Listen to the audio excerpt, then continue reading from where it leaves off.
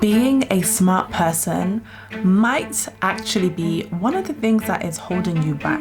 And I know this because it still holds me back today. Here are the dangers I learned about being too smart and how they actually changed everything for me. We prioritize being right over learning fast. Now, being smart sometimes can be our whole identity. Our intelligence can be our whole identity.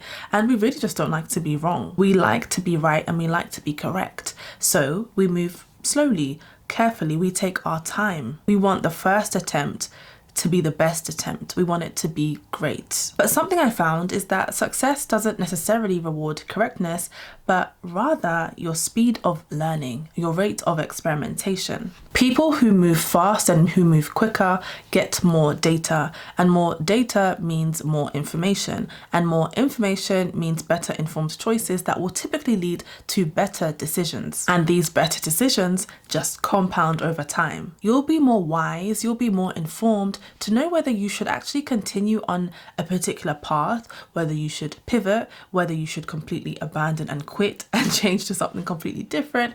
You'll be better informed with the more data that you can actually analyze and assess. If we treat every decision, every project as a life or death kind of calculation, which I've done so many times, that means we will only try once because we want it to be so perfect. But if we treat our projects like a lab, like we are testing, we are experimenting things, then we'll have so much more data, and any failures that we encounter will just be like a data point as opposed to the end of the whole project. So us smart people, we like to move slow because we like to be right, and we often move last because we need some sort of certainty. But by the time we have convinced ourselves that this thing could work and there's a tiny bit of certainty, the opportunity might have already passed on. And I can really get into this rut of everything has to be perfect, everything has to be right, plan needs to be like this and like that before I make a move.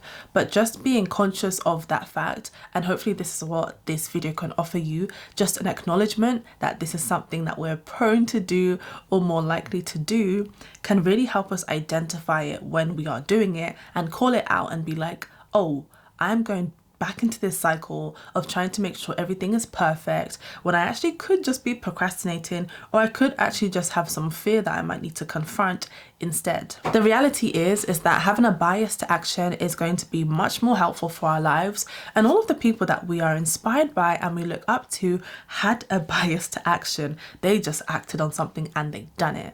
So we need to move from trying to be perfect to just trying to be active. Our brains are wired for safety, not growth. So I think we really need to talk about why our brains are actively working against our goals. And evolutionarily, it makes sense. Our brains really care about us being safe and just surviving. And that's why sometimes it's really hard to get out of your comfort zone and go into a growth zone and try something different. And although logically you can justify that, okay, this step is quite simple, it makes sense, go out and speak to people, go out and, do the public speaking course, or go out and try this particular thing.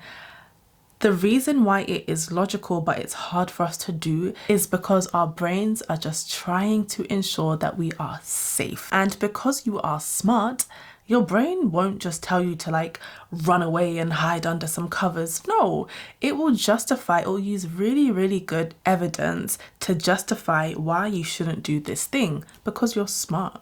Duh. For example, your brain will tell you the reason we're not starting yet is because we need to get our perfect color grading system thought out and applied. Or the reason we're not going to start today and we might start next week is because we should really focus on how to make a perfect script or how to have the perfect setup. Instead of saying, I just don't want to be judged, your brain will say, no, actually, I want to maintain a really high standard. Or instead of saying that I'm actually scared of failing, your brain might say, well, there's a very high statistic of people failing, so we should really try and get this right. I think our brains would much rather keep us busy than vulnerable to all of this exposure. Our brains would rather us tweak a plan than actually try out and test the plan. Our brains are really good at making sure that we don't go to the unknown zone. It wants to keep us in this known zone where things are safe, where they're predictable, where they're certain, where we understand things, and will try to keep us away from this unknown zone where all of these terrors and monsters exist, apparently, when it's really just growth and failing fast. But that is the condition of our brains. And for smart people, we will find ways to rationalize this with really good evidence and bring really strong points to evidence this fact that we just shouldn't start yet. Over preparation and excessive planning. We love research. Us smart girlies, we love research. And that's what made us smart. Like, we love research. We watch the videos, we read the threads, we do all of the analysis. We do all of these things, right? And we tell ourselves, I'm just being strategic. I'm just planning. I'm just working everything out on this big spread. But in actual fact, most of the time we are just avoiding action. And with time, we actually make everything a lot more complex, because at first the idea, the plan that we had was so nice and simple. It was post a video on YouTube.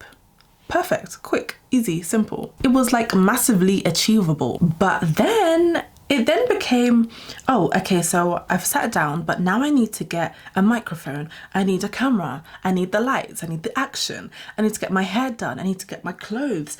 And then we've done all those things. We've got the lights, we've got the camera, we've got the action, we've got the microphone, we've got the clothes, we've got our hair done, and we're ready to sit down and record. But then this plan evolves again. Now we need to watch 5 YouTube growth strategies, find out how to actually script, find an editor, and actually spend 5 weeks on scripting. And I am literally talking to myself right now. This was 2025 me. It got real bad. And this is all before making a video. And I am so passionate about this because this was literally me last year.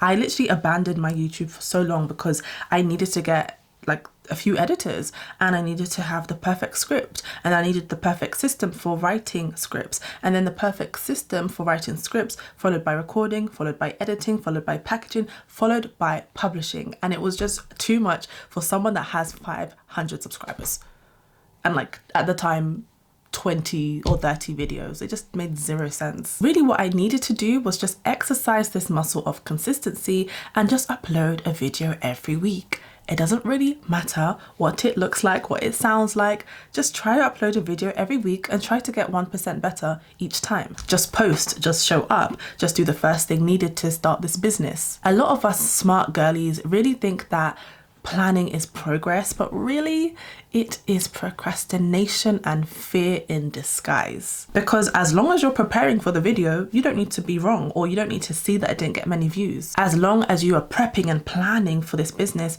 you don't need to go out there and get rejected. As long as you stay behind the scenes and plan, you don't need to be out in front of the world and fail in front of the world. Because starting means being seen, and being seen means being exposed to feedback, criticism, failure, being wrong. And smart people don't like to be wrong. The irony is, it's actually better to be wrong and be wrong quickly so that you can learn from that. But we're going to come back to that soon. But it's this idea, Daniel Priestley actually spoke about this idea, how ideas are refined in the market and not in the mind. So stop trying to overplan, and I'm talking to myself. Us smart girlies need to get out of this habit of trying to plan everything in our minds and just go out and do it, because our ideas will be refined. There'll be several iterations, they'll be developed, understood better once we go out and put it out to the audience. We put it out in the market. So I really like that quote. We are just too logical. Like, everything has to make mathematical sense. Let's take growing on YouTube, for example, which I'm trying to do. 100 video uploads has to equal 1,000 subs, or 50 videos has to equal 500 subs. The output has to result to a specified outcome. And whilst we can't control that when it comes to non-traditional ventures, it can be really, really hard for us smart girlies that try to engineer and even reverse engineer, I guess, a lot of things in our lives. Even our safe 9-to-5s are kind of an illusion of certainty. I guess the main difference with the 9-to-5 is that all of the variables are kind of hidden, and we just don't like to think about them. But in your own venture, they are definitely front and center. All of those variables are there and they are looking at you in the face. If we think about promotion and progression, one side we're thinking about the 9 to 5, and then the other side we're thinking about a non-traditional venture. Both of them still carry lots of uncertainty in terms of progression. With our 9 to 5, it's not guaranteed that we're going to get promoted. It's not guaranteed when that time will come. Yes, we can say on average people might stay in this particular role for 5 years until they're promoted to the next stage, but that's not guaranteed. You can say you can apply the exact same thing for maybe YouTube.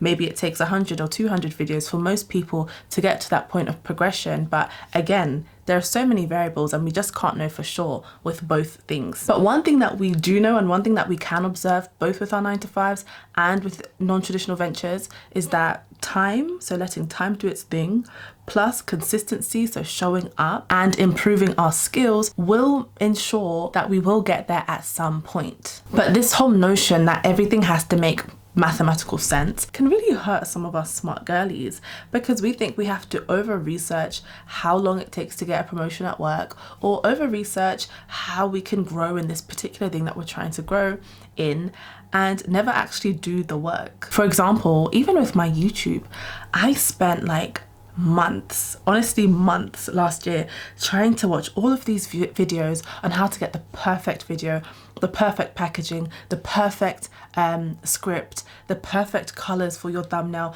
all of these different things, when in actual fact I should have just started posting videos every week as I'm doing now, and exercising that muscle of consistency before trying to think, how can I make this a perfect project that will definitely work.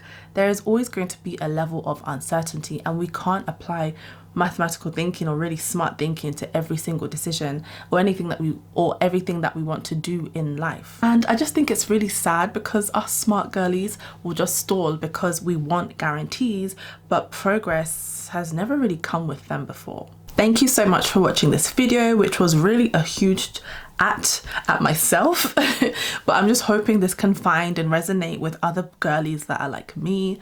But yes, we don't need another plan. We don't need another week. What we need is to just get out there sooner. We need to just participate sooner. Because I guess the people that succeed in a particular thing, whether it's a small project or a large project, are the people that didn't wait for perfect timing or certainty. And they're also not the smartest. They're just the people that tried and started something before they even felt ready. There's a really, really lovely scripture that I love, and I keep it on my wallpaper on my phone, which says, "Farmers who wait for perfect weather never plant." That is an amazing scripture, one of my favorite scriptures in the Bible that I like to keep close on my wallpaper, just to know that this is probably the best time. I probably have everything I need to just get started on this thing, and I'm probably just procrastinating. So let's post the messy draft. Let's try out our first step on this imperfect project that we've tried to develop. And let's just see what happens. Let's see how much data we can collect and then analyze to know what we should do next. Because again, ideas are refined, they're iterated, they're developed in the market, not in the mind. Thank you so much for watching this video. If you enjoyed this, then I really think you will enjoy my video about uncertainty and about going with the 51% rule. Barack Obama has this idea that he's spoken about going with 51% certainty. He says that you're never going to get to 100% certainty, but if you get to 51%, then go with 51%. I've done a video on that I'll put here or here, but yes, I think you'll really enjoy that. Thank you so much again for watching. Don't forget to like, subscribe, comment with any of your ideas. If you are an over planner, over engineer, smart person like me, then girl, let me know in the comments. Let's cry. No, we're not gonna cry, we're gonna do something. Sorry. I'll see you in my next video. Bye. Mwah.